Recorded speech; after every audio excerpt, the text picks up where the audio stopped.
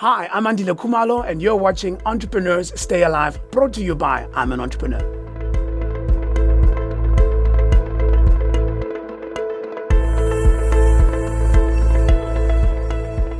Efforts to curb the spread of the COVID-19 virus has seen a lot of cancellations of any event. Of course, government came with the rule that people of more than 100 cannot meet. And then that rule went to 50 when it comes to anybody that sells alcohol. And that essentially obliterated the entertainment industry. And I'm talking about musicians, DJs, MCs, promoters, managers, photographers.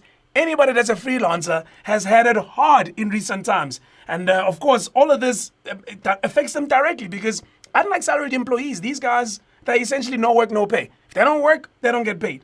Joining me on the line is my good friend Themba Nkosi, also known as DJ Euphonik. He's an entrepreneur, but he's also a DJ by night. And we're going to talk about the impact of this to him and what advice he might have for his colleagues in the industry. Euphonik, you good, my man?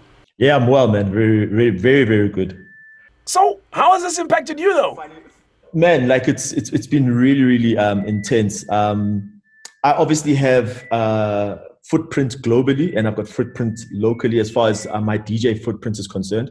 And we basically started seeing as far back as about a month ago when the world just started slowing down.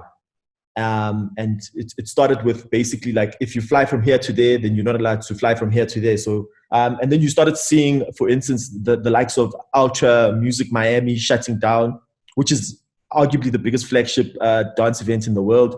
You've seen Ibiza, the whole Ibiza season, which is like 6,000 people a day flying into the island of Ibiza, going to a complete shutdown.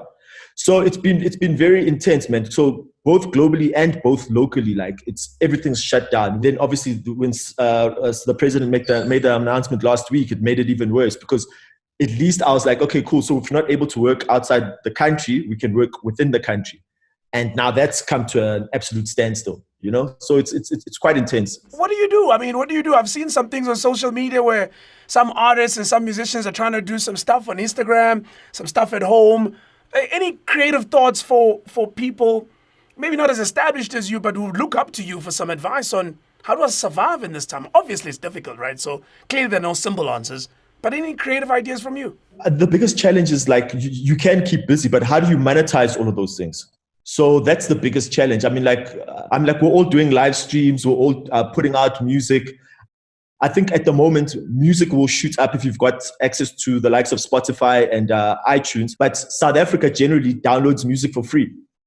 So like, how does the artist make money? You know, so it's like, it's a really tough time. And I think we're going to have some proper challenges. And I mean, like also when the country or when the world does recover, the entertainment industry is going to be the last industry to recover because we're in the business of people want us, they don't need us. I think right now, like it's a good time to sit at home and make a lot of content. It's a good time to relook your strategy. It's a good time to educate yourself. I mean, like YouTube's got free videos about like how to build your brand and how to build a global profile. Yeah, I think it's time to just sit back and reflect. So while I'm reflecting though, the reality is that I've got bills and I've got debt. What can I be doing, given, of course, that this is not just me? You know, it's not just the individual. This is a global thing, as you've rightfully said. What can I do with my banks, with anybody that's lent me any money? What I would urge you to do as a musician or as a freelancer is be proactive. Like, you know that like you have a car installment that needs to come off. You know that you've got a bond to repay. So rather be proactive, write letters to all those institutions and ask them for a payment holiday. You know, payment holiday is quite popular. I'm like, the reason I came across it was through the property world, you know, so apply for a payment holiday, ask them for it to be interest-free, penalty-free, because it's really no one's fault. And I think also, like personally, what I've done is I've sat and I've gone through the last 3 months of my expenses and I've literally like cut out and canceled things that were unnecessary. I think the whole world has been taken by surprise, being caught with its pants down. And I think it's going to be very interesting because even the people that we are looking towards or to for a way forward don't have the way forward. So there you have it, entrepreneurs that are in the freelancing industry.